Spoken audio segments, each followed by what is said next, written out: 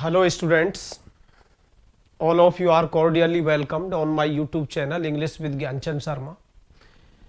Again, here you are learning English with Gyanchand Sharma at the behest of the persistent demand made by various alumni who are preparing for REET exams especially. I have decided to teach them language first and second respectively. आज हम इस session में REET exam को ध्यान में रखते हुए language first और सेकंड दोनों से रिलेटेड टॉपिक है आपके फोनेटिक ट्रांसक्रिप्शन, जिसको पढ़ने जा रहे हैं। देखिए, हम शुरू से अंग्रेजी को गलत पढ़ते आए। आज मैं आपको बताता हूं कि फोनेटिक ट्रांसक्रिप्शन क्या होते हैं और हम कैसे इनके सिंबल्स का यूज करते हैं। फोनेटिक ट्रांसक्रिप्शन,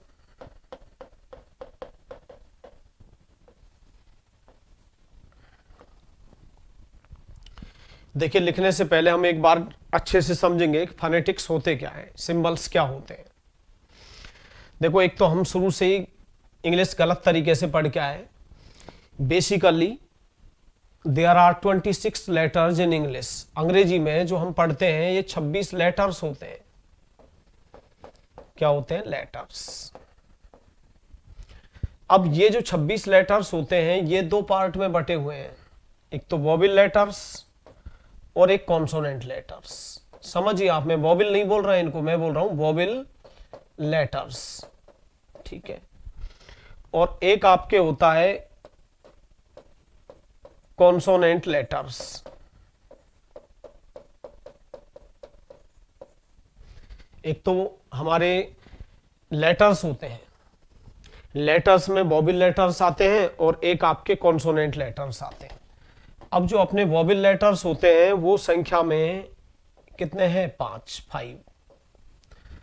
और जो कॉन्सोनेंट लेटर्स हैं ये हमारे 21 हैं।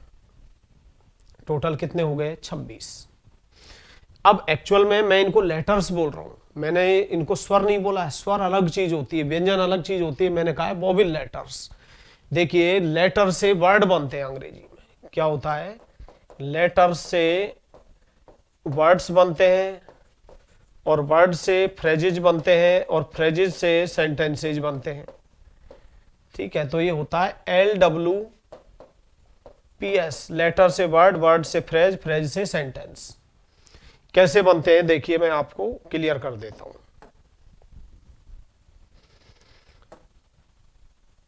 यहां ध्यान देंगे, मैंने एक वर्ड लिख दिया टीच, TEACH। अब मुझसे कोई पूछे कि इसमें कितने लेटर्स हैं, तो मैं देखूंगा यहां पर लेटर्स कितने? 1 2 3 4 5। इन 5 लेटर्स से मिला करके मैंने एक शब्द बना दिया टीच। टीच मीन्स होता है पढ़ाना। अब अगर मुझसे कोई कहे कि इसमें वोवेल लेटर्स कितने हैं, तो मैं वोवेल लेटर्स कहूंगा इसमें 2 हैं, क्योंकि एक तो ई है और एक ए है। बाकी की अगर मुझसे कोई कहे कॉन्सोनेंट लेटर्स कितने हैं,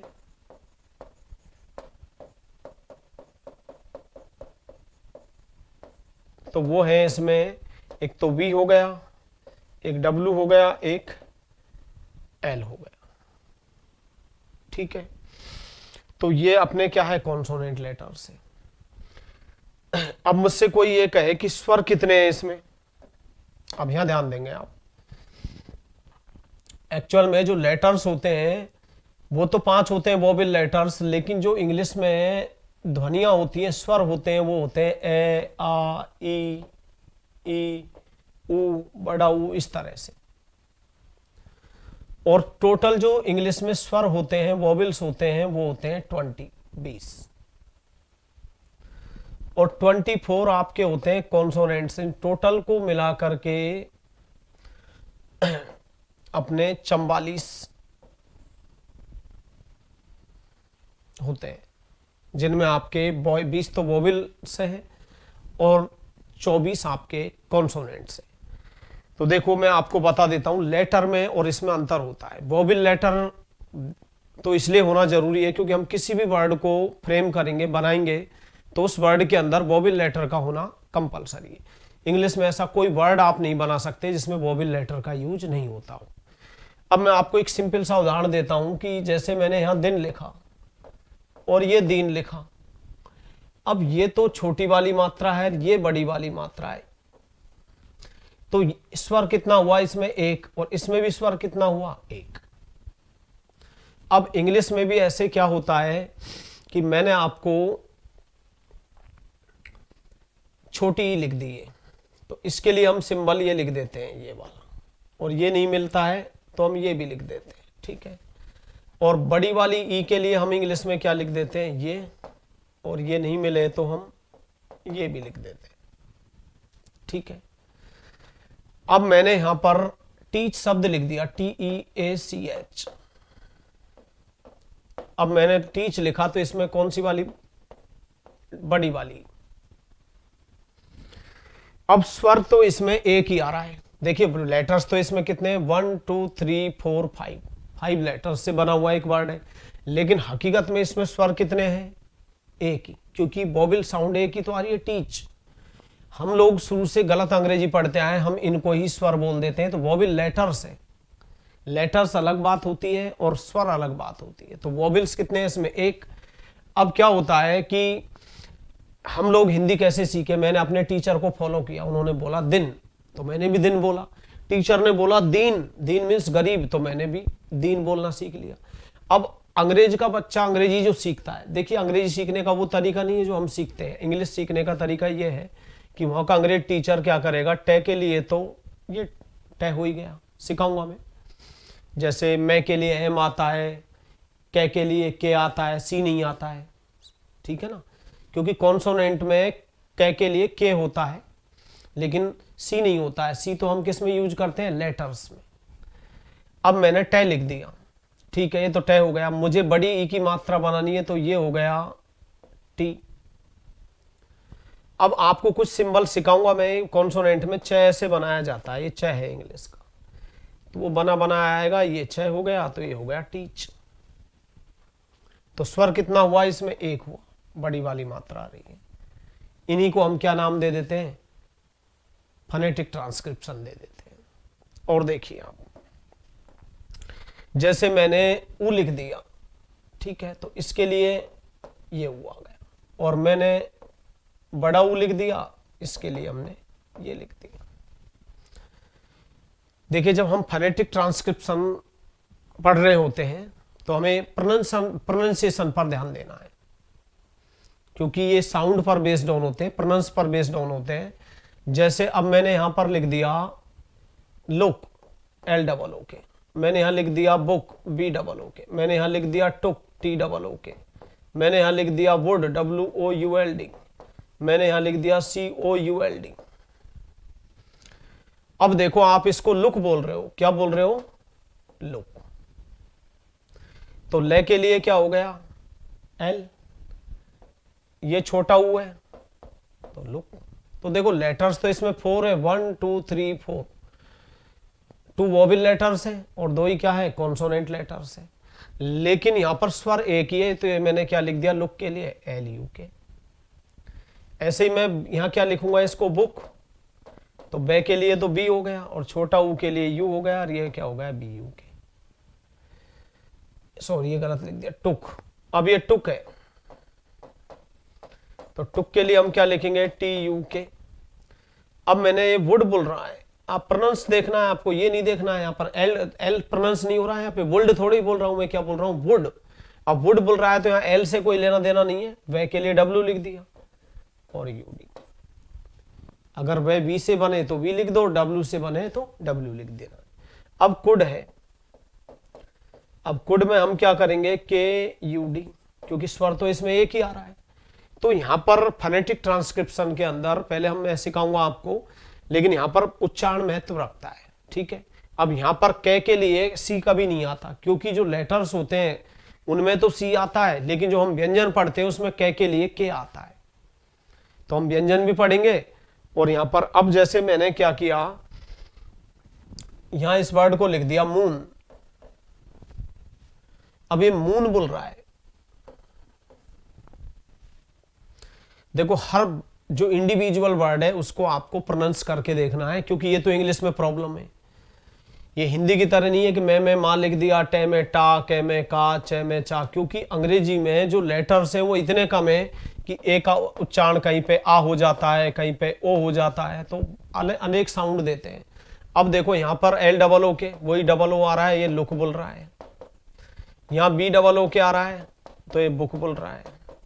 तो ये तो प्रोनाउंस देखना पड़ेगा आपको ईच इंडिविजुअल वर्ड का, जो मैं प्रैक्टिस करवा दूंगा। मून है, अब ये मुन नहीं बोल रहा, मून बोल रहा है, तो ये तो मैं हो गया, बड़े वाले ऊ के लिए ये हो गया, और ये क्या हो गया, मून में चंद्रमा। अब मैंने यहां लिख दिया TOMB। अब एक्चुअल में ये टूम बोलता है, टूम मीन्स होता है कब्र। अब यदि आप इसको टॉम्ब बोलोगे, यहां बी तो साइलेंट होता है, तो आप कभी भी फोनेटिक सही नहीं निकाल सकते। इसलिए आपको जो मेन वर्ड्स हैं उनको क्या प्रैक्टिस करनी है, जो मैं करवा दूंगा इस सेशन में आपको। तो टूम का मतलब होता है कब्र, तो टूम बोल रहा है, तो ये और ये, ठीक है। तो यही क्या होते हैं आपके फोनेटिक ट्रांसक्रिप्शन होते हैं कि भाई बड़ा ऊ है तो ये वाला ऊ आ गया, छोटा ऊ है तो हम ये वाला यू लिख दें, ठीक है। तो अब आप लिख लें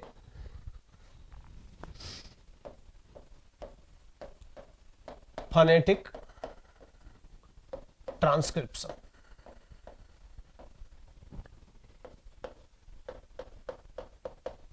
पहले मैं हिंदी लिखवाऊंगा फिर इंग्लिश।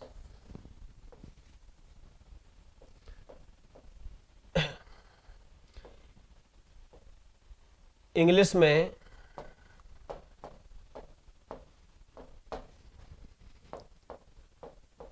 चंवालीस ध्वनियां होती हैं।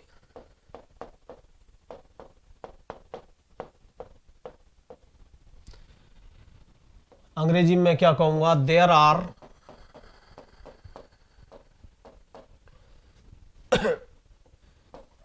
44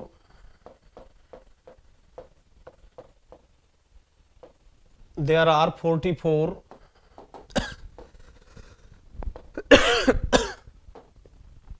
speech sounds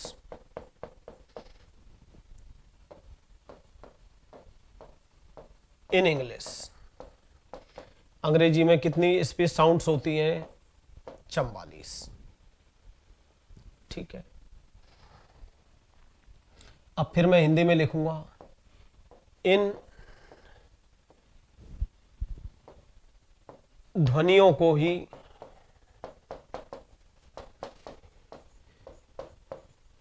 फनिम्स के रूप में जाना जाता है,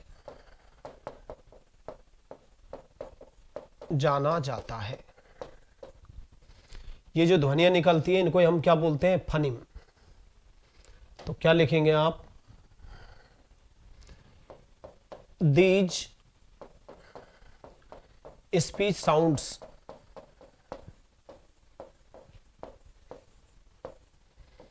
are known as फनिम्स।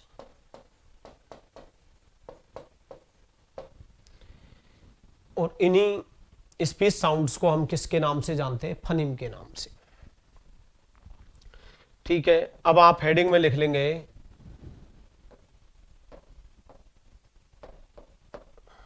What is a फनिम।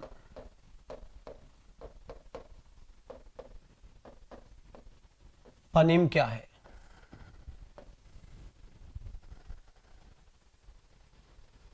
तो देखिए फनिम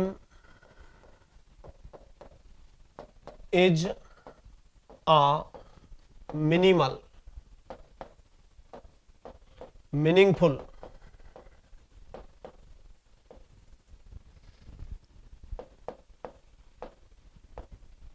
phoneme is a minimal, meaningful unit. phoneme एक छोटी से छोटी सूक्ष्म इकाई है that distinguishes का मतलब अलग करती है वन वर्ड, एक शब्द को, फ्रॉम द अनोदर वन, जो कि एक शब्द को दूसरे शब्द से अलग करती है। यानी फनिम एक छोटी से छोटी सूक्ष्म इकाई है। Phoneme is a minimal meaningful unit that distinguishes one word from the another one, क्योंकि एक शब्द को दूसरे शब्द से अलग करती है। ठीक है, अब हम फनिम देख लेते हैं। इंग्लिश में मैंने आपको बताया था कितनी फनिम्स होती हैं, फनिम या स्पीच साउंड्स, ये होती है 44। टोटल कितनी होती है? 44। और ये 44 किस तरह से होती हैं, ये आप देख लेंगे।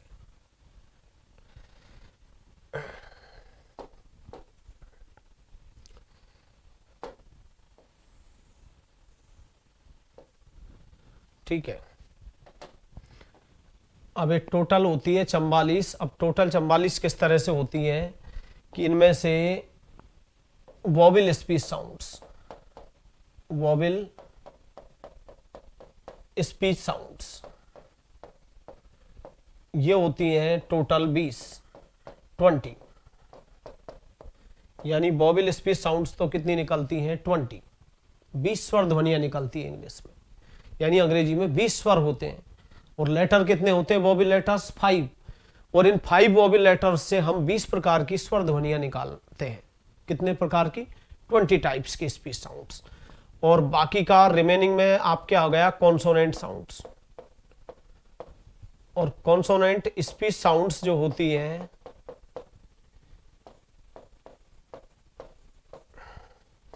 ये टोटल है आपके 24। कितनी?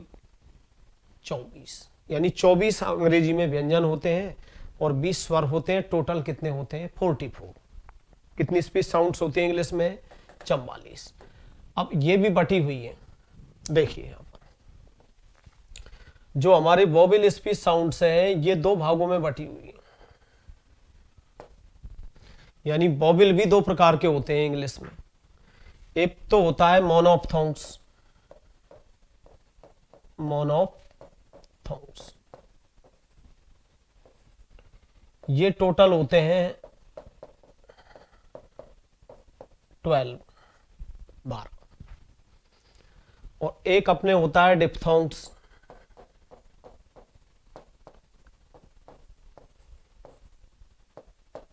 और ये टोटल होते हैं 8। तो 12 तो मोनोप्थोंग्स होते हैं और 8 डिप्थोंग्स होते हैं।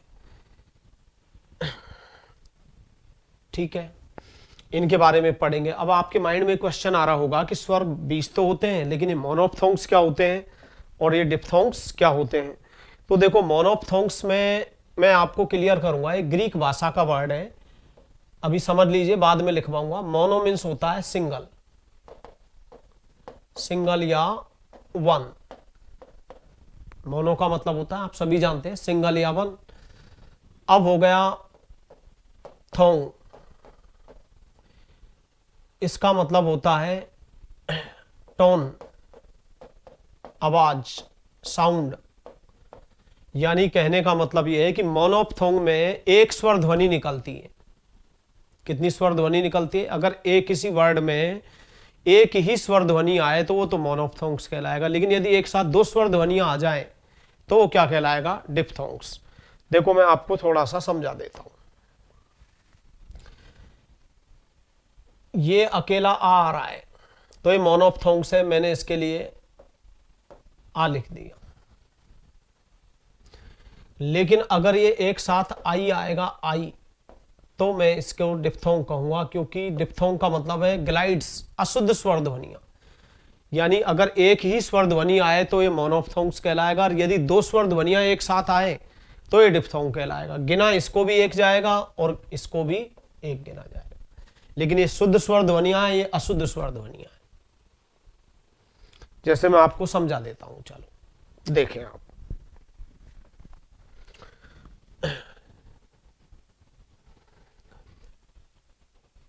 मैंने लिखा टीच, मैंने लिखा वीप, मैंने लिखा कुड, ठीक है। और भी बहुत सारे वर्ड हैं, जैसे मैंने लिखा स्टिल, मैंने लिखा स्टील, मैंने लिखा हिल, हील, समझेंगे आप। ये जितने वर्ड हैं इनमें एक स्वर ध्वनि आ रही है, इनमें किसका यूज हो रहा है, मोनोप्थोंग्स का। जैसे मैंने लिखा टीच, तो ये तो टे हो गया, बड़ी ई के लिए ये हो गया टी, और चे के लिए ये हो गया, तो ये टीच हो गया। मैंने लिखा वीप, तो ये डब्लू हो गया, बड़ी ई के लिए ये हो गया वीप, कोई सा भी वो लिख सकते हैं। कुड के लिए के यू डी, स्टिल के लिए, अभी इसके बारे में बताऊंगा। टिल ले लीजिए आप, टिल के लिए मैंने क्या लिख दिया, टी छोटी आई और एल, टिल। स्टील बड़ी मात्रा है, ठीक है। तो ये समझ ही गए आप, आगे हम पढ़ेंगे इनको। अब मैंने लिख दिया यहां पर प्राउड। अब इसमें एक साथ क्या आ रहा है, आउ। अब मैंने प्रे के लिए तो पी आर लिख दिया। क्लस्टर कहलाते हैं जब दो कॉन्सोनेंट ध्वनियां एक साथ आ जाती है, दो या। और आउ के लिए क्या लिख दिया, प्राउड। अब यहां पर ए यू आ रहा है, आउ। इसको गिना तो एक ही जाएगा, स्वर तो इसमें एक ही है, लेकिन ये कौन सा है, डिप्थोंग है, अशुद्ध स्वर ध्वनियां है, ठीक है। अशुद्ध स्वर ध्वनियां का मतलब ये है कि डिप्थोंग्स कहा जाता है इनको, ग्लाइड्स कहा जाता है, अभी पढ़ाएंगे आगे चल के, कि अगर एक साथ दो स्वर ध्वनियां निकले तब तो ये क्या कहलाएगा, डिप्थोंग्स। और यदि एक ही स्वर ध्वनि निकले तो मोनोप्थोंग्स, और दो स्वर ध्वनियां एक साथ निकलती है तो डिप्थोंग्स कहलाता है। अब जैसे मैं आपको पढ़ाता चलूंगा, अगर आ आएगा तो एक स्वर ध्वनि है, मोनोप्थोंग्स कहलाएगा। आई आएगा तो ये डिप्थोंग कहलाएगा। यहां पर आई ऐसे आएगा, और यहां अकेले आ के लिए ये आएगा। लड़के क्या करते हैं जनरली आप लोग, कि आ के लिए तो ये लिख देते हैं, ऐसे नहीं करना है, फिर ई के लिए ऐसे कहीं आप करें, ऐसे कुछ नहीं होता है, गलत है, क्योंकि ये डिप्थोंग है। यहां अकेला आ नहीं आ रहा, आई के साथ ई आ रहा है। और यहां मैंने लिखा ऊ,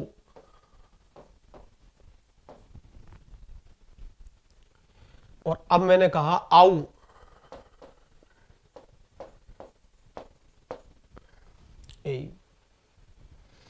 तो अगर एक साथ दो स्वर ध्वनियां आती हैं तब तो ये क्या कहलाएगा, डिप्थोंग्स। और यदि एक साथ एक ही स्वर ध्वनि आती है तो ये क्या कहलाएगा, मोनोप्थोंग्स, ठीक है। तो सबसे पहले हम डिस्कस करते हैं मोनोप्थोंग्स के बारे में। मोनोप्थोंग्स, पहले हिंदी लिख लीजिए।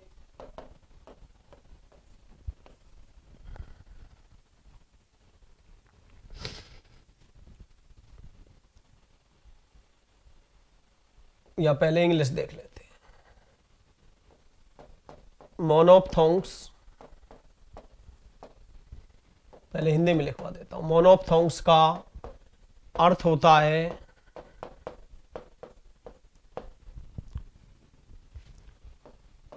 एक ही स्वर ध्वनि, अर्थात यदि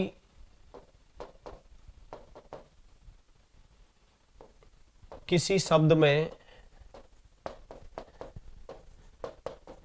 एक ही स्वर ध्वनि आए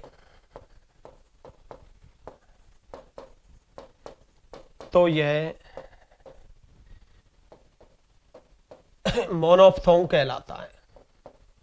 फिर इनके सिंबल पढ़ेंगे हम, मोनोप्थोंग कहलाता है, ठीक है। दूसरा पॉइंट,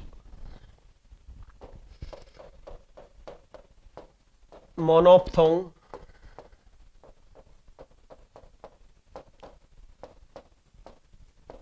को ग्रीक भाषा से लिया गया है, जो कि दो शब्दों से मिलकर बना है।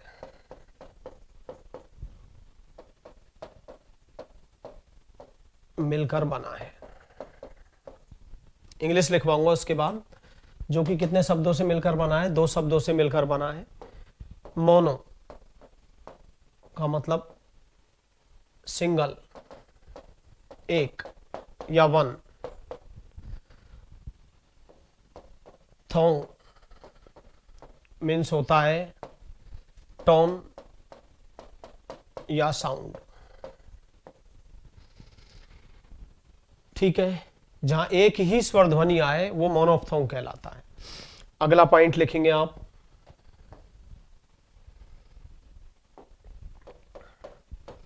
इंग्लिश में 12 मोनोफ्थोंग्स होते हैं।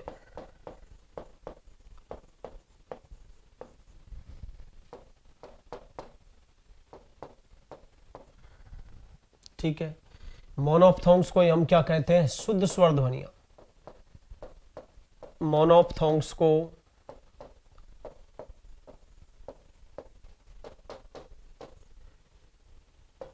वॉबिल,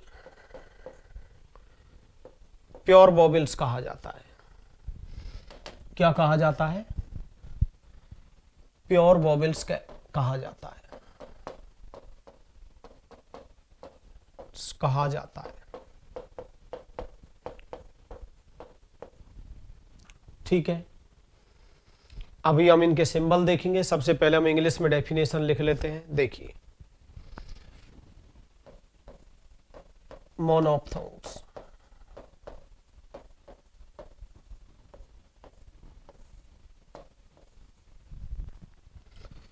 if any word consists of a single vowel sound, single vowel speech sound, it is called a monophthong। यदि एक शब्द एक ही स्वर ध्वनि रखता है तो ये क्या कहलाता है, मोनोफ्थोंग कहलाता है। क्या कहलाता है, मोनोफ्थोंग। दूसरा पॉइंट, दूसरा पॉइंट लिखेंगे आप, द वर्ड मोनोफ्थोंग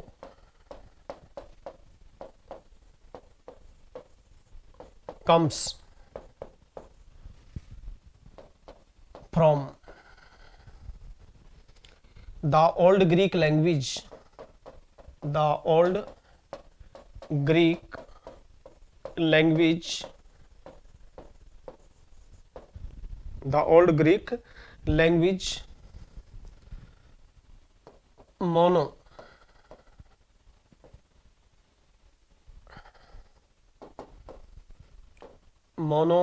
means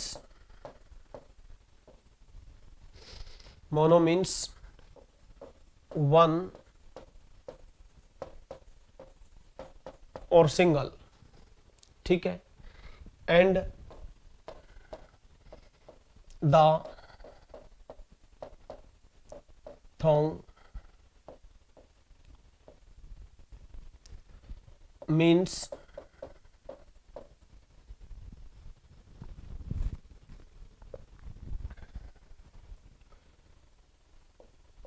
साउंड और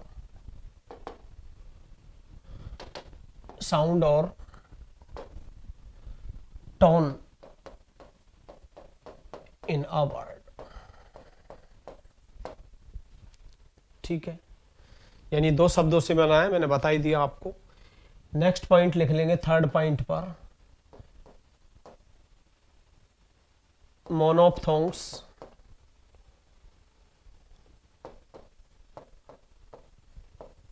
are known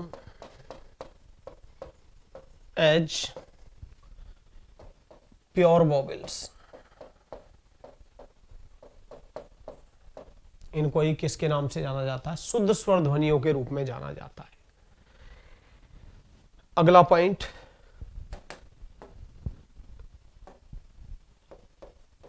there are 12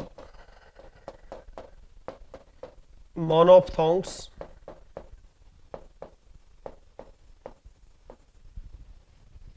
in English. अंग्रेजी में कितने मोनोफथोंग्स होते हैं?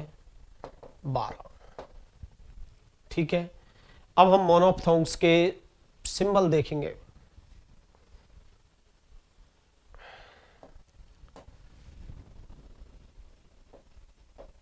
Symbol for मोनोफथोंग्स।